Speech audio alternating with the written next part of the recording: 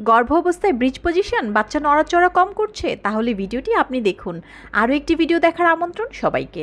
আজকের ভিডিওতে আমরা জানবো গর্ভ অবস্থায় ব্রিজ পজিশন বাচ্চার নড়াচড়া কম হলে করণীয় কী, বলছেন professor doctor Selina Akhtar ma'am. মূল ভিডিওতে যাওয়ার আগে সকল গর্ভবতী মায়ের জন্য গুরুত্বপূর্ণ কিছু তথ্য দিতে চাই। আপনি জানেন কি WHO নির্দেশিকা অনুসারে গর্ভ অবস্থায় কমপক্ষে 4 বার আপনার স্ত্রীরোগ বিশেষজ্ঞের পরামর্শ নিতে হবে। গর্ভ অবস্থায় 5টি বিপদ সংকেতের একটিও যদি আপনার সাথে ঘটে, ঘরে বসে সময় নষ্ট না করে অবশ্যই আপনার নিকটস্থ স্বাস্থ্যকেন্দ্র অথবা ডক্টরের কাছে যেতে দেরি করবেন না।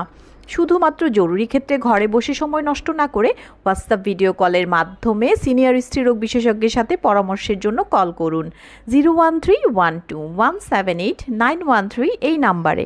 আর হ্যাঁ, সকল গাইনোকোলজিস্ট ডক্টরদের ইনফরমেশন বিস্তারিত জানতে আমাদেরকে ইনবক্স করতে পারেন। ধন্যবাদ। আচ্ছা, আপনার 29 সপ্তাহ প্রেগন্যান্সি চলছে এবং আপনার ব্রিজ প্রেজেন্টেশন একটা মজার ব্যাপার হচ্ছে, এটা অবজারভেশন আমাদের, যে ব্রিজ প্রেজেন্টেশন থাকলে কিন্তু অনেক সময় মুভমেন্টটা ঠিক বোঝা যায় না, যেহেতু পা গুলো উপরের দিকে থাকে। হ্যাঁ, তো সেই ফিলিংসটা মা ওরকম ভাবে পায় না। তো ব্রিজের জন্য হতে পারে যে আপনি নড়াচড়া একটু কম পাচ্ছেন। তো কম মানে সেরকম কম হওয়া উচিত না যে সারাদিনে 10 থেকে 12 বার হচ্ছে না। 12 ঘন্টায় কমের পক্ষে 10 থেকে 12 বার হওয়া বাঞ্ছনীয় মুভমেন্ট। আর আপনার আল্ট্রাসাউন্ড কবে করা আছে আমি জানি না। আল্ট্রাসাউন্ডে অনেক সময় যদি পানির পরিমাণ কম থাকে, তখনও কিন্তু মা বাচ্চার মুভমেন্ট ঠিকমতো বুঝতে পারে না। আবার কিছু, কিছু ক্ষেত্রে কিন্তু পার্সোনাল কিছু পারসেপশন আছে। কেউ না বুঝে না যে বাচ্চা নড়ছে, হ্যাঁ? আবার কেউ খুব ভালো বোঝে। এটা পার্সোনাল কিছু এক্সপেরিয়েন্স থাকে। তো আমি বলব, যেহেতু 29 সপ্তাহ হয়ে গেছে, আপনি আপনি আপনার যে ডক্টর তার সাথে এটা শেয়ার করেন। আর প্রয়োজন হলে আমরা একটা টেস্ট করতে বলি, বায়োফিজিক্যাল প্রোফাইল। বায়োফিজিক্যাল প্রোফাইল হচ্ছে এটা স্পেশাল একটা আল্ট্রাসোনোগ্রাফি, যেটা সাধারণত হাফ অ্যান আওয়ার ধরে করা হয় এবং সেখানে বাচ্চা ওই হাফ অ্যান আওয়ার অথবা 20 মিনিট, হ্যাঁ? ২ টা টাইমিং দেয় ওরা। তো কয়বার নড়লো, কিভাবে নড়লো, মাসেলের টনিসিটি কেমন, তারপরে পানির পরিমাণ কেমন, এই সবগুলা জিনিস দেখে ওটার মধ্যে। তো ওইটা আপনি একটু করে দেখতে পারেন। আর এটা আপনার কত নম্বর বাচ্চা আপনি বলেননি। সাধারণত যাদের ১ম বাচ্চা তাদের এই যে বাচ্চার যে নড়াচড়ার ফিলিংস তারা একটুখানি কম বুঝতে পারে।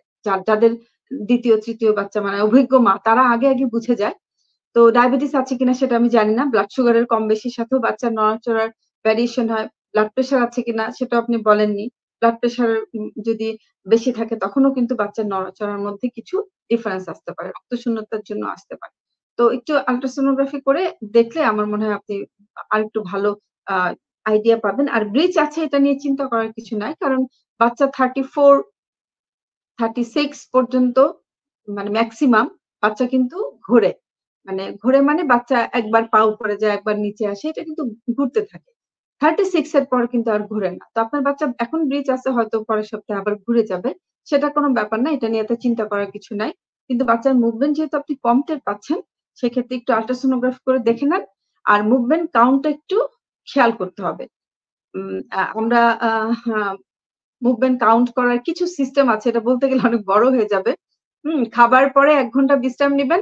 তারপরের ১ ঘন্টা দেখবেন যে বাচ্চা কয়বার নড়ছে। এরকম করে ৩ বেলা দেখবেন। ৩ বেলা দেখে সেটাকে ৪ দিয়ে গুণ করবেন। গুণ করলে যদি ১০ থেকে ১২ বারের বেশি হয়, তাহলে কিন্তু ঠিক আছে। অথবা সকাল ৯ টা অথবা সকাল ১০ টা থেকে গুনতে শুরু করেন। হ্যাঁ? ১, ২, ৩, ৪ করে যখন ১০ বার হয়ে যাবে, ধরেন দুপুর ২ টার মধ্যেই অথবা দুপুর ১২ টার মধ্যে আপনার বাচ্চা ১০-১২ বার নড়ে গেল। তখন আর গোনার দরকার নেই। তো এভাবে বিভিন্নভাবে গোনা যায়। তো ইউজুয়ালি দিনের বেলা যেহেতু আমরা বিজি থাকি, অনেক সময় কাজকর্ম নিয়ে ব্যস্ত থাকি, আমরা খেয়াল করি না।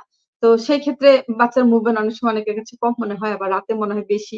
তো একটু খেয়াল করেন আর আল্ট্রাসোনোগ্রাফিটা করে একটু দেখে নেন। ধন্যবাদ। আপনার জন্য অনেক শুভকামনা থাকলো।